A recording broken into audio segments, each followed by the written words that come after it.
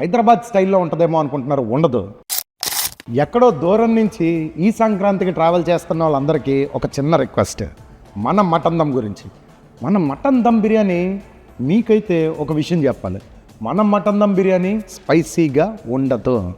దమ్ బిర్యానీ అనేసరికి అందరూ హైదరాబాద్ స్టైల్లో ఉంటుందేమో అనుకుంటున్నారు, ఉండదు.